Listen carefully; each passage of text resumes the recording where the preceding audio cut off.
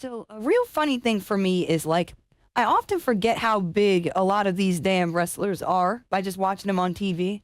But a lot of these guys are definitely clearing at least 6'2", and they're very bulky. Some of these guys are badasses even outside of the ring. They will beat the crap out of you in a bar or a train station or a plane. I don't know. I don't know what's going on. Well, today we got a video that is WWE wrestlers nobody effed with in real life. You know it's serious because they put effed with. They didn't even put the real word. They were like, no, we're getting monetized today. If you guys like to check out the original uploader of the content, please get the top link in the description. If you guys like to react to content with us live on Twitch, click the bottom link. If you're a young one, you got to get the hell out of here. I don't react to content with young ones in mind. I use very colorful language. That being said, get out of here. I'm not going to be responsible for you. If the algorithm brought you to me, guess what? I'm here to chill with you for at least 15 minutes. If you're down for that, let's go. Let's hang out. They're not following my tactics. Don't worry. I did that beforehand. I did it beforehand. No lie in the chat. WWE wrestlers that nobody effed with, the Road Warriors. Now you really have to be a tough SOB in the WWE if Haku is afraid of you. Hawk and Animal were one of the most popular acts for... Don't do that. It said nothing. I'm trying to take his aura away. That's weird. That's weird. Don't take Haku's aura away. You can't do that. You can't do...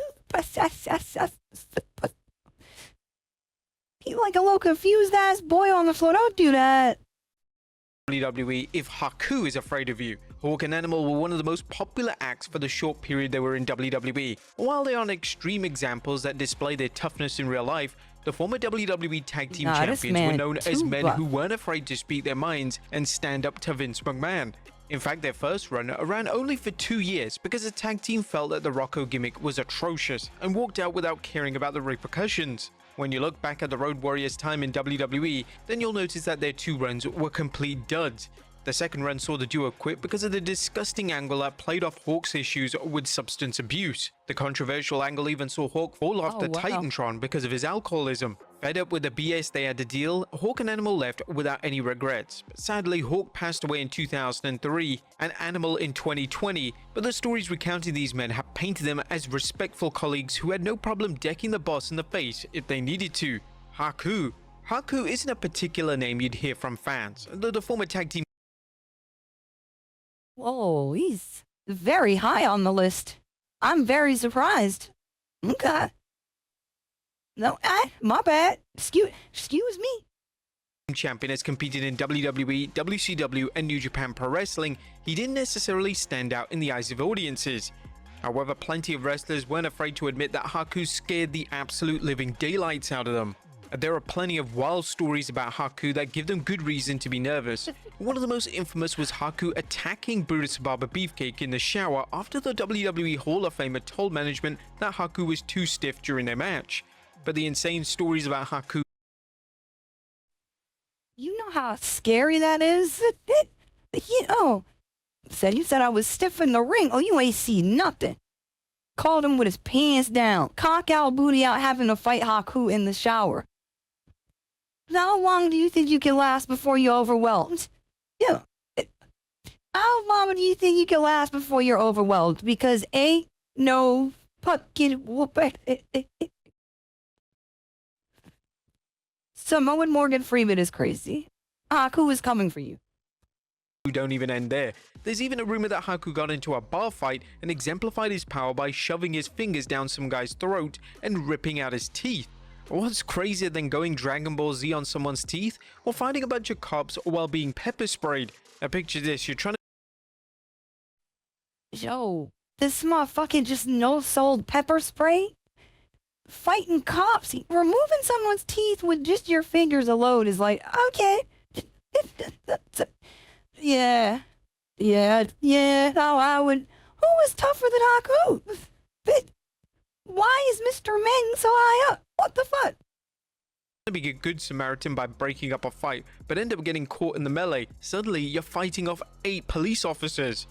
That's the situation Haku is in. Some cops use pepper spray to try and keep him down, but according to Rick Steiner, Haku wasn't an ordinary man that night as he opened his mouth, closed his eyes, and breathed it all in. That's so cool. That is so hot. That is so hot. He was like, fuck it, we bask in it.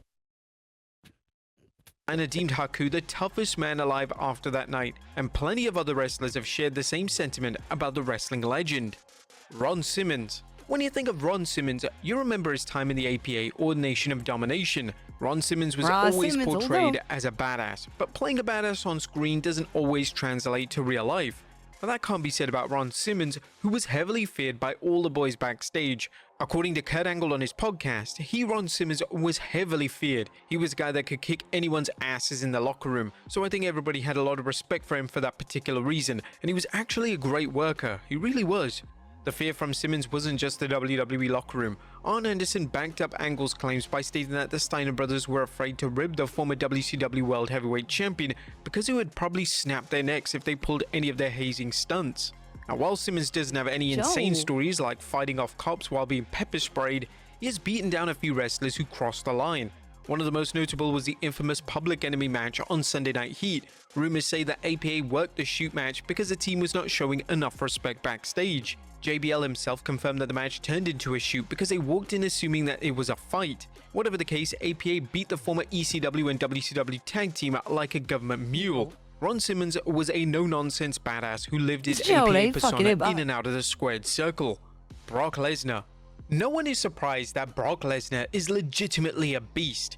The former WWE champion didn't need to have an incredible UFC run to back up his claims of toughness. It isn't the fact that Brock Lesnar could break most men in half with ease. It's that Lesnar hates people. Yo, anybody ever pick you up like this? You are definitely his honorary girlfriend. You are his girlfriend for the next 48 hours, bro. Come on, man. Come on, man. This man is literally like a purse slate. Go, what? Ain't no fucking way, man. Bro, it's not a cow yard, bro. In half with ease. It's that Lesnar hates people. This is not something that he keeps secret either. Lesnar confirmed this on Stone Cold Steve Austin's podcast, and it's the reason he lives in the middle of nowhere or barely goes out in public. You imagine being one of those like freaky horror movie villains, and you pull up to some random cabin in the woods. You're like, we go pull up. It's about to be fired. You fucking break in, and Brock Lesnar is just sitting there in a living room. I'll turn it around there. You got it. My bad. I was lost. My bad. I was confused. I thought this was the other Brock Lesnar's house. Get me the fuck out of here. He even threatened to punch his former WWE head of security if someone came up to him and asked for an autograph. The most infamous story is a plane ride from hell where Kurt Hennig kept goading Lesnar into fighting him. The Beast easily made the former Intercontinental Champion regret that decision, but the former WWE Champion isn't shy about stepping up to bigger wrestlers. He checked Braun Strowman with a couple of real punches in their Universal title match at the 2008. Oh yeah, that'll rock your shit. That'll rock your shit. You see that? You saw a jiggle in there? Oh man, his skull definitely rattled. Look at Lesnar's face. He's literally doing the mink face. He's saying mink. And then watch all this. Watch all this right here. Watch all this. Universal title match at the 2000. Oh yeah. Oh yeah. Angry Bobby Hill got you. 2018 Royal Rumble. But if you think that Vince McMahon was the only one who could tame the beast, then you're sadly mistaken. Lesnar angrily tossed the Universal Championship at the former CEO following his WrestleMania 34 match against Roman Reigns. Brock isn't particularly a bad person per se, but he isn't shy about showcasing his anger and frustration. Harley Race. Harley Race did not have an easy life. He had polio as a kid. The WWE Hall of Famer also survived cancer and beat death following a near-fatal car crash. Sometimes adversity is what defines a tough man, and during the territory days, there's no shortage of stories about Harley's toughness behind the scenes. Even Andre the Giant was afraid of Harley Race. He was known for having a gun in his bag, and he wasn't afraid to show it. Just ask. I mean, to be fair, yeah, their gun is the great equalizer. I just, I definitely understand Andre being like, all right, I definitely understand Andre being like, I'm about to fuck with him. He be showing that shit. He got that shit. He got it on him. Hulk Hogan, the former WWE champion, recalled the time Harley threatened to shoot him on the Joe Rogan podcast. We pumped the signal into Kansas City for 8 weeks. Harley Race had been there for like 18 years. He was the NWA champion. I'm the champion of the world, and he's a very proud and mean son of a bitch. And all of a sudden, here comes this blonde-haired idiot from New York, and when I'm the WWF champion, the WWE champion, I'm coming to the Kemper Arena. We pumped the segment, so I fly into town, I show up about 2 in the afternoon. My guys called me and said Harley Race came down there with a gun. He tried to light the ring on fire. They told me Harley said when I show up, he's gonna kill you. I had to go to the bathroom and my stomach was killing me. So I'm sitting on the toilet going to the bathroom. Davey Boy Smith, the British Bulldog, said, oh my god, the effing king is here. He's gonna kill you, Hogan. I pull up my wrestling yellow tights up. I don't even wipe my ass as fast as I could because I don't want to get caught up with my pants down and I don't have a fighting chance. I blow out of the bathroom. I turn around the corner and he puts the gun right in my face. He said, I should kill you here for coming in and doing this. This is Harley Race talking to me. And then he puts the gun down and he goes, I really need a job. I went, holy shit. I shook his hand, brother. I was a huge fan. Loved the guy to death anyway. Whilst I was...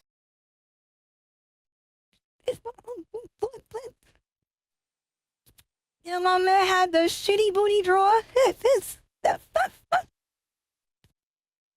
Shitty booty drawers before the gun was put in his face.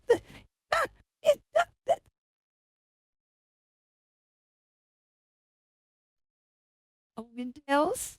This is true though, right? This is true. Boo! That shit probably cat. That shit probably got a brim on it. It's probably a cat. Shitty ass hand, unwashed handshakes. You know, what's crazy though? This is a story that doesn't make him sound good though, right? Like he's definitely burying himself with this story. He said, "Yeah, I was definitely there shitting bricks. Yeah, I was pussy. I'm not gonna lie. Yeah." Hogan's opinion of him, I don't think Lawman Don Slater felt the same way. The West Texas promoter tried a Montreal screwjob on the WWE Hall of Famer during a Russian chain match, but Harley figured out the shady booker's plan ahead of time and wrapped the chains around Slatton and dragged him around the ring to prevent it. Yo. They tried the screw job him and he said no. Yeah, no. What the hell? Harley didn't just scrap with the big boys backstage, he had no problems fighting the fans either. The territory days were a dangerous time for many of these professional wrestlers, and many had to defend themselves once the show was over. Yo, his segment is mad long. He fucking up fans too? What the fuck? Yo, Harley's the man. There was an incident where Harley was forced to fight a bunch of bikers. But despite the wild stories about Harley Race, the WWE legend was a well-respected name who many considered had a heart of gold. Ravishing Roode.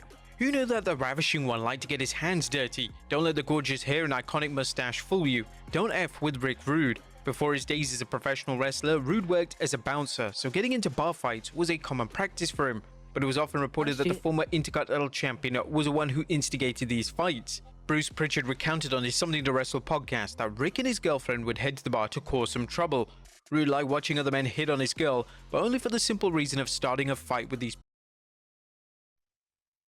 It's not demonic behavior. My man not unhinged. Yo, that's not crazy.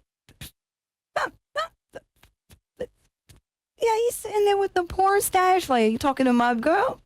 You like my girl? Nink, mink, nink. Mash. Punked. The WWE Hall of Famer isn't just known for his antics at the bar, as he had no problems putting fellow wrestlers in their place. Take the Ultimate Warrior. There were two different stories on the fight between Warrior and Roode backstage. One was that the Warrior had no respect for Roode and he felt like he didn't deserve to be in the IC title picture. Roode confronted him and put the Warrior on his ass. The other is the well-known version, which is Roode confronted Warrior about being too stiff in the ring. Warrior dismissed his grievances, so Roode knocked him out for good measure. Whatever the case may be, the Ravishing one could knock you out with style and steal your girl. Steve Blackman. Steve Blackman was So fucking go. This man is just badass. This man is just badass and carded, bro. Wait a minute. Was a legitimate fighter with a martial arts background, so the Lethal Weapon moniker wasn't just some gimmick, as Steve Blackman could break you in half with ease.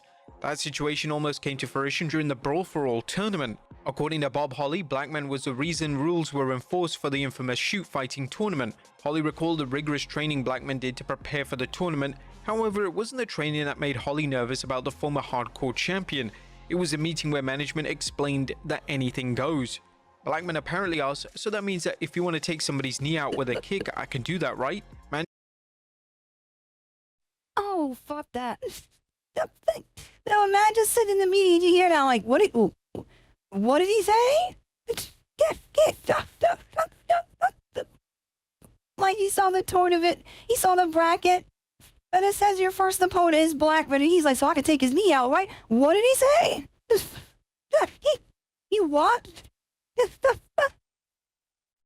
Management was actually nervous that Steve would kill somebody, but Blackman's reputation comes from kicking some serious ass backstage. Just ask the Big Show, who was taken down by the former black belt with ease.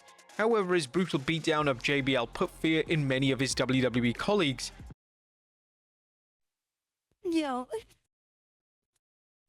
please, stop. You not go, wait, and JBL is definitely throwing his weight around back then. You see JBL get lost and they both come to the backs. It's like, yo, I gotta fight Blackman next. Wait, what? JBL? Wait, JBL had been known to be a backstage bully. Unfortunately for the former WWE champion, he messed with the wrong guy. The fight happened during the night Owen Hart passed away, as according to Road Dogg, Val Venus and Bob Holly, it wasn't much of a fight since Blackman had JBL lying on the floor dead to rights. The only reason JBL didn't go to the hospital is due to Blackman's foot getting caught in the straps of a bag. Holly recalled, yo, how crazy do you have to be whooping someone's ass for your foot to get caught in the straps of a nearby bag? That means he throwing kicks around, bro. He not just walking, he throwing kicks. Yo, JBL got fucking saved by a Final Destination ghost. What the hell? Oh, fuck that. Hey, I'm taking the long way out the arena. I'm not messing with him. I ain't messing with him. The former hardcore champion telling him if it weren't for that bag, John would be in intensive care right now.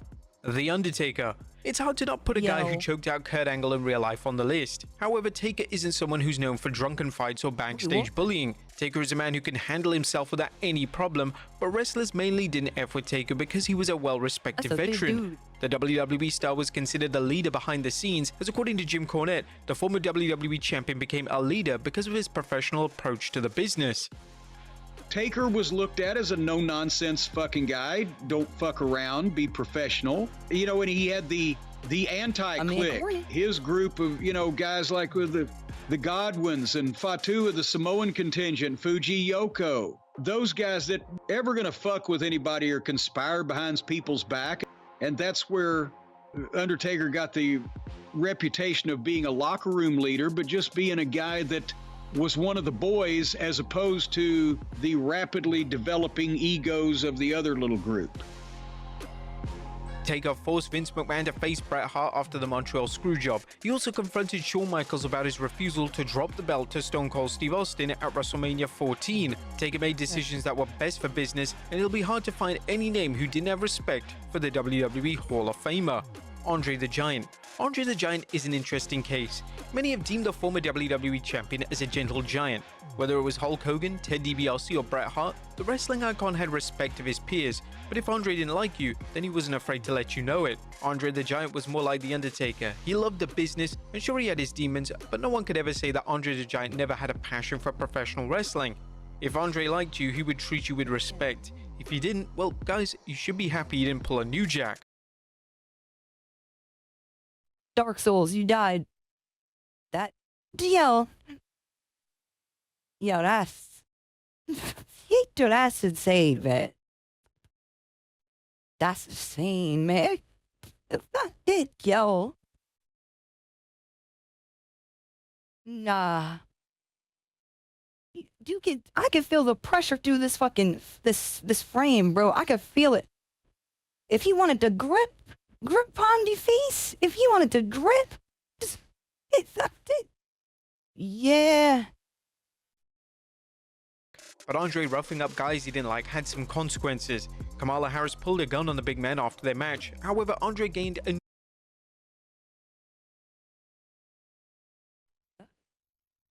Did I hear that right? That just threw me off. I'm sorry. What the I wasn't expecting to hear that name. That was that Bert. Newfound respect for the veteran. That was often the case with most guys that he didn't like in the beginning. Andre the Giant was never a bully or a stirrer. He was just a man who looked down on wrestlers who didn't share his passion and love for the business. And New Jack. There's only one way to describe New Jack. Insane. New Jack didn't have an easy life growing up. He witnessed his father stab his mother, he robbed stores, and he spent some time in prison for aggravated robbery. New Jack was a gangster and he brought that persona to professional wrestling for better or worse. New Jack was a popular act in ECW, however the guy was never good inside the ring unless a weapon was in his hand. His gimmick is what got him over, but New Jack... Yo, you talking a lot of shit. He said he was never good inside the ring unless it was with a weapon. I don't even know what New Jack's finisher is, to be honest. I don't know. I don't want to know. It's just it. You got it. You got it forever. Being himself was a danger to everyone around him. He even tried to end a man's life as a former ECW star threw wrestler Vic Grimes off a 40-foot scaffold. Now, to be fair, this incident is due to Grimes and New Jack falling off a 20-foot rig onto concrete, and New Jack suffered some severe brain damage and became blind in one eye. The rematch a year later was pure revenge for New Jack, who had admitted this several times in numerous interviews. However, the worst incident was a former ECW star stabbing Hunter Red 9 times. Why isn't exactly clear, as he stated he went into the match without much of a plan. Hunter Red punched New Jack several times and his response was to pull out a knife and stab him. The only reason Hunter Red didn't press any charges is because New Jack promised to turn the incident into a storyline, but the two wrestlers never saw each other again after the charges were dropped. New Jack's reputation preceded him into the WWE. He had a tryout, but politics prevented the ECW icon from getting a chance to ever perform in front of a WWE audience. Either way, it's probably for the best, as New Jack was a different level of danger that the company wouldn't be able to control. But there you have it, folks. WWE wrestlers that nobody effed with. Be sure to leave your comments down below, and I'll see you next time with some more wrestling content. Wait. You just said he never made it into WWE. Wait a minute, WrestleMania? Something ain't right. Wait a minute. What? If you guys would like to see the original uploader of the content, please click the top link in the description. Show them some love. If you want to react to content with us live on Twitch, you know where to go. I don't gotta baby you. Need some more content? Looking around. Yo, your recommended is probably getting flooded right now. I'm not apologizing either. You made it all the way here. You might as well subscribe. You part of the family now. Get in the dungeon. Get in the dungeon.